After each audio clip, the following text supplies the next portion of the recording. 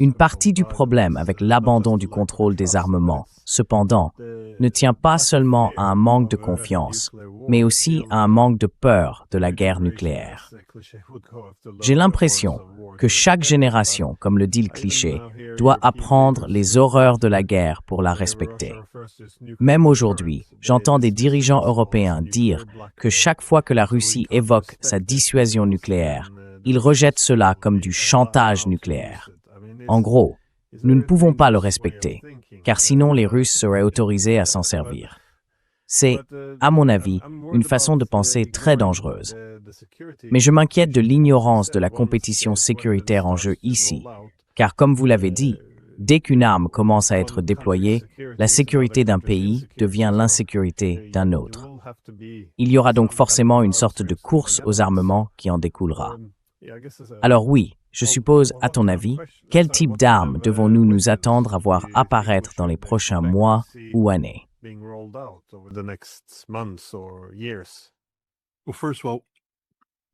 Eh bien, tout d'abord, quand on parle des armes américaines, on ne parle pas de quelques mois. On parle de décennies. Vous savez, ils parlent maintenant de prolonger la durée de vie du Minuteman III, qui a déjà, bon sang, 50 ans. Ils envisagent de le maintenir jusqu'en 2050. Je veux dire, j'aurai 81 ans en 2050. Alors, comment peut-on fonctionner de cette manière? Je veux dire, nous n'aurons pas de nouveaux missiles avant 2050. Quand nous avons lancé le programme Minuteman, il a été conçu et construit en quelques années. Aujourd'hui, nous ne le pouvons plus parce que notre industrie de la défense est corrompue à en mourir. Tout tourne autour de l'argent. De l'argent, encore de l'argent. Nous ne faisons plus rien correctement.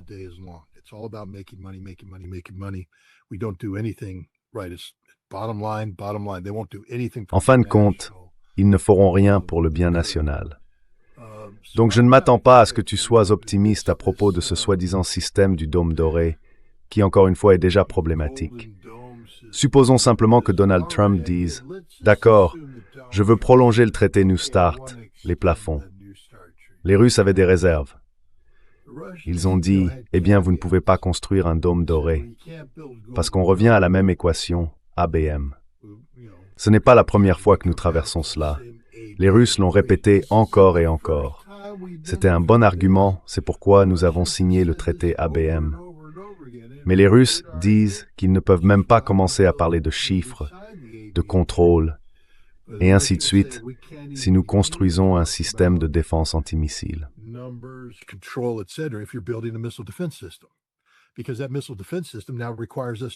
Parce que ce système de défense antimissile nous oblige désormais à le submerger,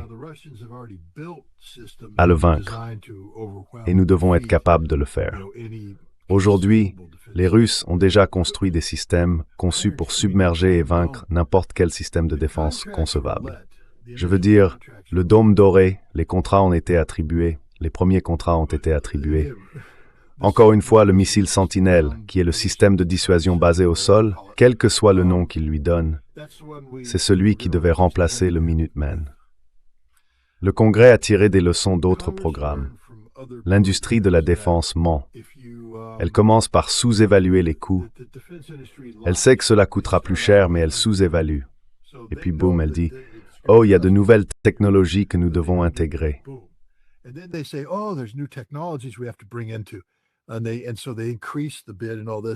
Alors ils augmentent l'offre et tout le reste, et avant qu'on s'en rende compte, le système devient incontrôlable. Le Congrès a donc mis en place des freins automatiques. Si un contrat dévie d'un certain pourcentage, il est arrêté. Le système Sentinelle a démarré et a immédiatement dévié. Je crois que la première fois, c'était quelque chose comme 54%. Bam! Le Congrès a freiné et a dit « reconsidérer ». Ils ont dit « nous allons reconsidérer ». Ils ont reconsidéré, ont dit « nous sommes prêts », l'ont relancé. Boum! Ça a grimpé à 81%. Ils l'ont arrêté. Nous ne pouvons pas nous permettre Sentinelle parce que l'industrie de la défense est tellement corrompue qu'elle ne sait pas construire quelque chose de manière responsable. C'est toujours conçu pour rapporter de l'argent. Alors où allons-nous trouver ce missile?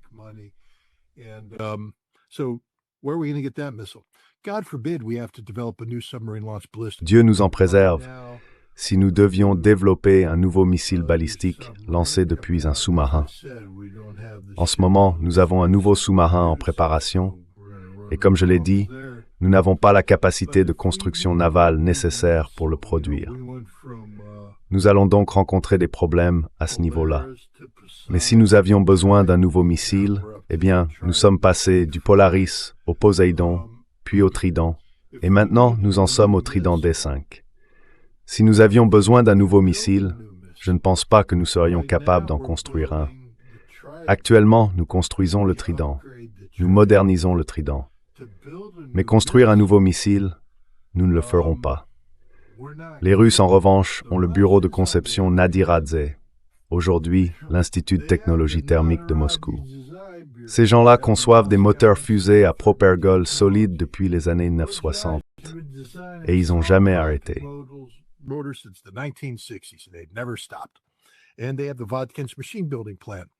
Et ils ont l'usine de construction de machines de Votkinsk, que j'ai inspectée, qui assure la production. Ils entretiennent des partenariats et n'ont jamais cessé leurs activités. Ils cherchent toujours à améliorer les systèmes existants et à développer le système de nouvelle génération. Ils comprennent que lorsqu'on construit un missile, sa durée de vie opérationnelle est d'environ 20 ans. Dans les années 1990, ils ont travaillé à l'étendre à 30 ans. Mais ils disent qu'après 30 ans, il faut qu'un autre missile soit prêt à être déployé. C'est pourquoi le SS-25 Topol était encore en service lorsque le Topol M, le RS-27, est apparu. Parce que vous savez, ils n'ont pas connu cette panique où tout est mis hors service et où il faut se précipiter. C'est planifié par étapes.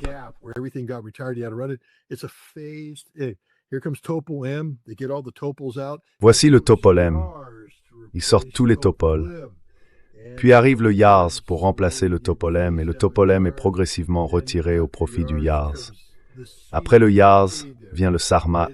Le Sarmat va le remplacer. Ils ont toujours une longueur d'avance.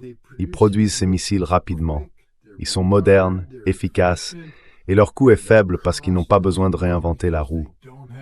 Quand nous construisons un système de missiles, nous devons en gros dire « Oh, il faut construire une toute nouvelle usine. » Et il faut former une toute nouvelle main-d'œuvre. Les Russes n'ont pas besoin de faire ça. Ils ont déjà le personnel, ils obtiennent de nouvelles technologies, ils les forment, ils utilisent les mêmes ateliers et leurs coûts chutent considérablement. Les Russes nous battent à plate couture sur toute la ligne.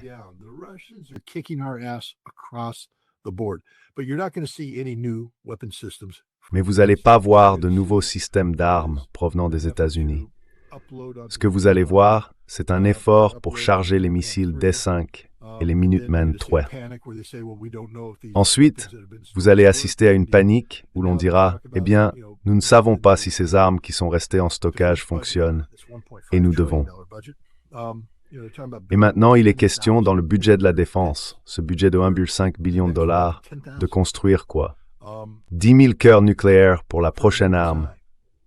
10 000 pour un nouveau modèle, ce qui signifie qu'on voudra probablement le tester. C'est une folie absolue. Rien que d'y penser, j'en ai mal à la tête.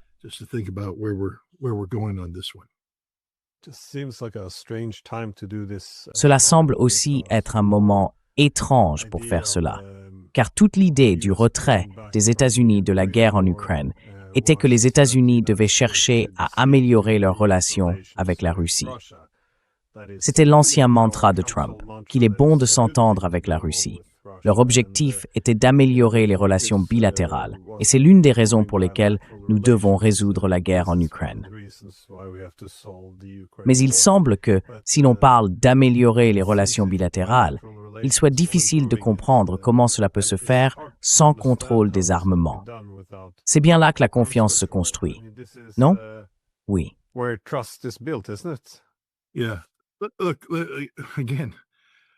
Écoutez, encore une fois, je salue cela, parce qu'il n'y a rien, je vous l'ai dit, 6 décennies d'héritage en matière de contrôle des armements. Il ne se passe rien aujourd'hui que nous n'ayons déjà géré, que nous n'ayons déjà affronté. Aujourd'hui, on parle des Russes, vous savez, du chantage nucléaire. Eh bien, Richard Nixon, lorsque nous sommes passés, je ne sais plus, du COP 62 au COP 64 ou autre, le Single Integrated Operational Plan, c'est-à-dire ce qu'on appelait à l'époque le plan de guerre nucléaire, Nixon a été informé à ce sujet et il a dit « Vous devez me donner des options. En gros, vous êtes en train de me dire que si nous avons une petite crise ici, nous passons directement à une guerre nucléaire totale et que je serai responsable de la mort de centaines de millions de personnes, dont jusqu'à 60 millions d'Américains. »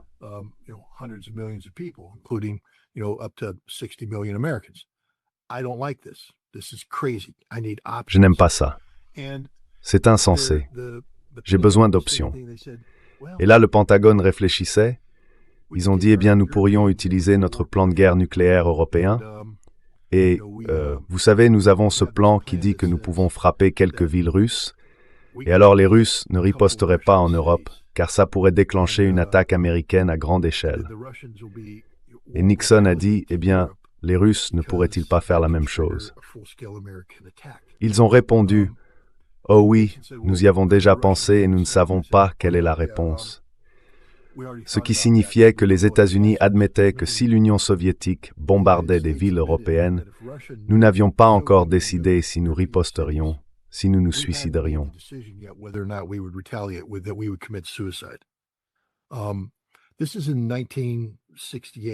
C'était en 1968, 1969, 1970. Nous n'avons toujours pas résolu ce problème, je suis là pour vous le dire. Et les Russes ont un peu compris le truc. Je veux dire, vous connaissez Sergueï Karaganov. Si vous en avez l'occasion, vous devriez lui parler. C'est un type intéressant. C'est lui qui a écrit un article il y a quelques années en disant, vous savez, qu'il faudrait bombarder Poznań à titre de démonstration. Et il a dit que les États-Unis ne feraient rien, parce qu'aucun président américain ne sacrifiera Boston pour Poznań. Et il a raison. L'Europe doit se réveiller et comprendre que nous ne mourrons pas pour elle. Ça a toujours été un mythe.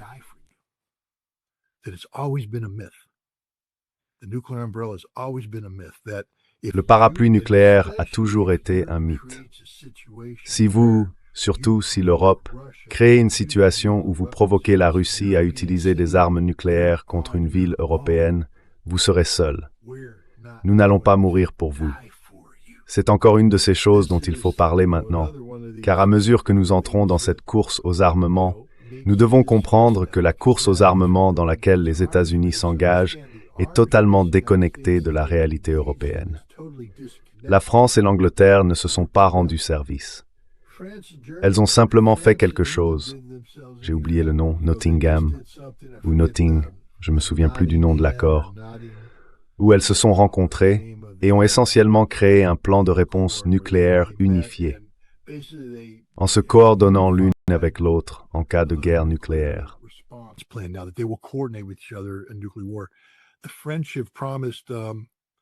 Les Français ont promis, si j'ai bien compris, que l'Angleterre avait promis à la Pologne et que la France avait promis à l'Allemagne le parapluie nucléaire.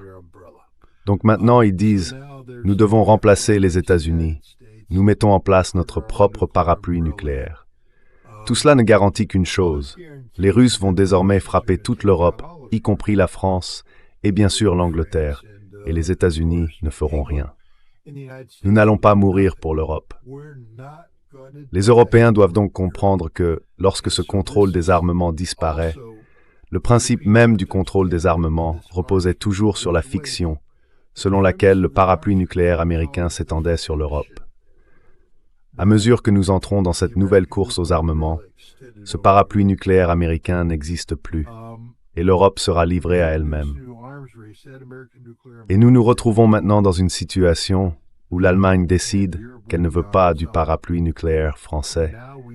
L'Allemagne veut des armes nucléaires.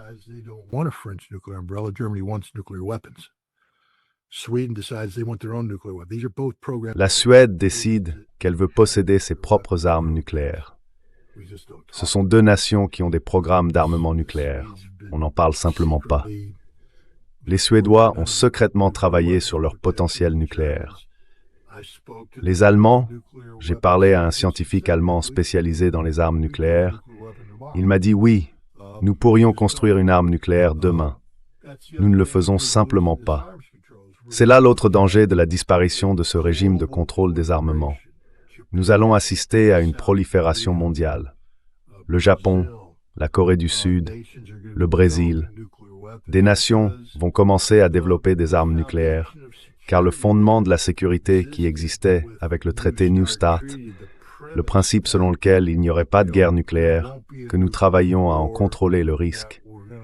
Une fois cela disparu, ce sera de nouveau le Far West. Les gens pourraient se balader armés dans la rue, cherchant quelqu'un à battre.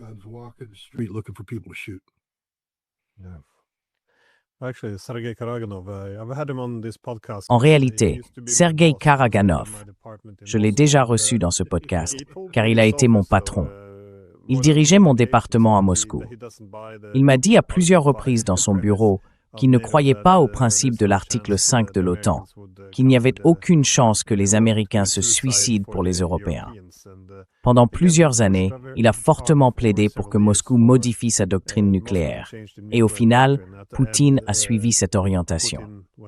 Aujourd'hui, il soutient qu'il est peut-être nécessaire d'envisager l'utilisation d'une ogive nucléaire contre les Européens, compte tenu de ce qu'ils font contre la Russie en Ukraine.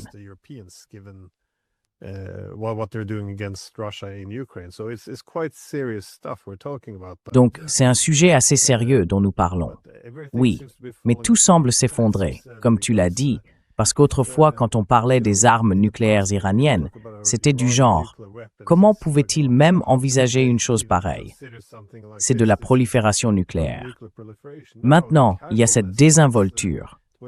Quand les Allemands disent « Peut-être devrions-nous nous doter d'une arme nucléaire ».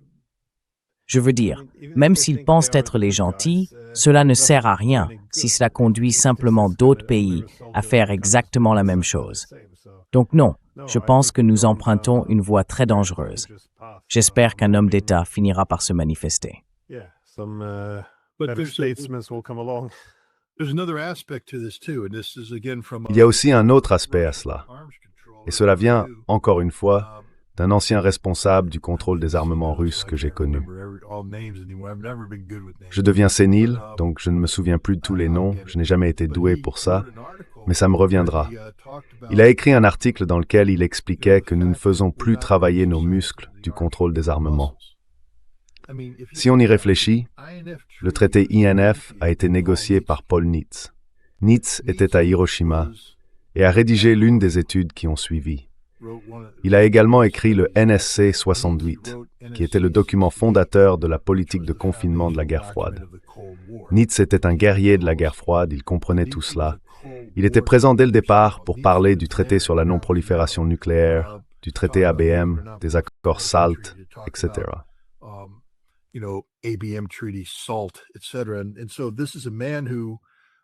Et donc, c'est un homme qui comprenait la guerre froide, qui en saisissait chaque aspect et qui pouvait négocier le contrôle des armements de manière responsable parce qu'il y était.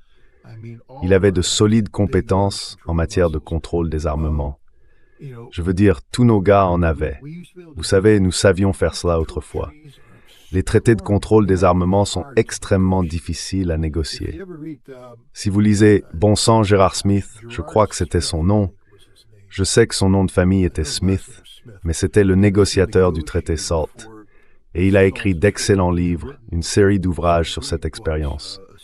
Cela devrait être une lecture obligatoire pour tout le monde, car on y voit la complexité, la nuance, la patience. Ce n'est pas du jeu de brinkmanship. Ce n'est pas du Donald Trump transactionnel du genre « ceci, cela ». Il faut comprendre d'où ils viennent. Il faut comprendre leurs calculs.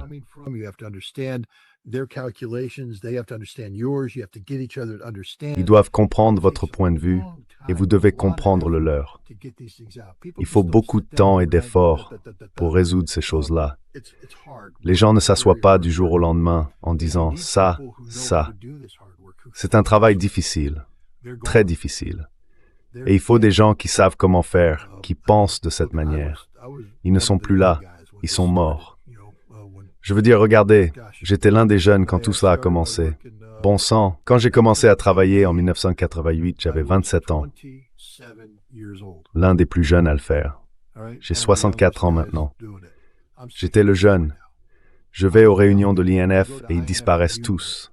Tous les gars, les colonels, vous savez, ils meurent les uns après les autres, comme des mouches. Tous les autres sont juste vieux. Alors j'arrive avec une poignée d'autres types et nous sommes les jeunes.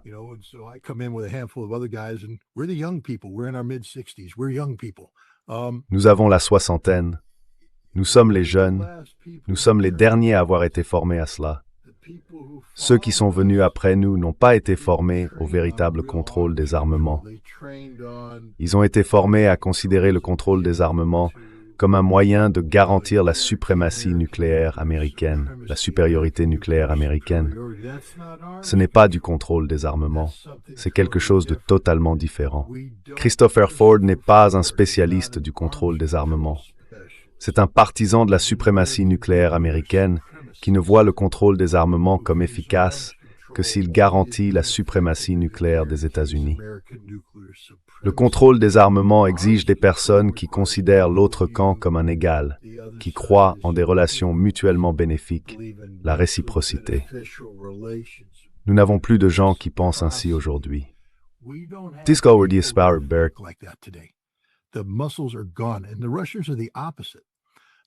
Et les Russes, c'est tout le contraire. Les Russes, leur ministère des Affaires étrangères, était autrefois responsable du contrôle des armements. Aujourd'hui, c'est le ministère de la Défense. Et leur rôle n'est pas de réfléchir à la manière d'éliminer les armes nucléaires. Leur rôle est de regarder l'Amérique et de dire « ces types mentent, trichent, volent, et nous devons être prêts à faire face à des menteurs, des tricheurs et des voleurs. » Alors, ils développent une capacité nucléaire russe conçue pour fonctionner dans cet environnement. Ils ne sont pas conditionnés à penser diplomatiquement parce qu'ils regardent l'Amérique et voient que les Américains n'agissent pas de manière diplomatique. Plus personne n'a de réflexe en matière de contrôle des armements. Il n'existe tout simplement plus, ni aux États-Unis, ni en Russie.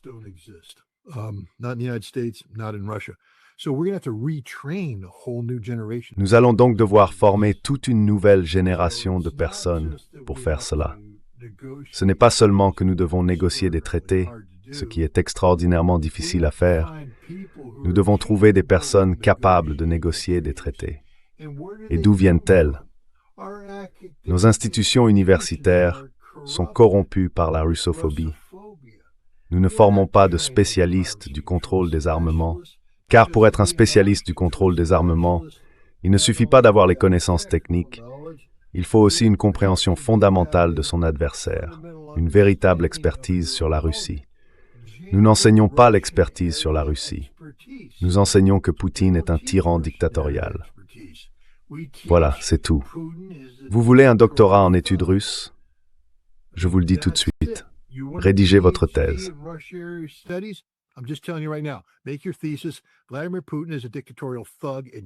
Vladimir Poutine est un voyou dictatorial et tu obtiendras un doctorat et pourras faire tout ce que tu veux. Mais Dieu t'en garde d'écrire quelque chose comme la voie vers un contrôle réciproque des armements. Tu échoueras parce qu'ils diront « Que veux-tu dire par contrôle réciproque des armements ?» Tu veux dire traiter les Russes avec respect, traiter les Russes comme des interlocuteurs légitimes. Non, c'est le monde universitaire, là où nous sommes censés apprendre aux gens à penser. Nous ne formons pas des penseurs, nous formons des idéologues opposés au contrôle des armements. Et c'est pour cela que les médias n'en parlent pas. L'une de tes premières questions était « Pourquoi les médias ignorent-ils cela ?» Parce qu'ils ne sont pas conditionnés à comprendre la réalité de la menace, et ils ne le seront pas avant d'être vaporisés. Et alors il sera trop tard. Oui, non, enfin,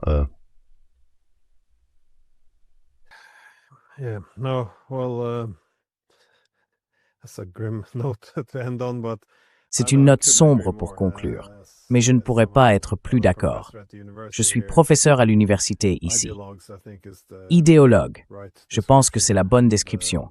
Ils marchent tous au pas.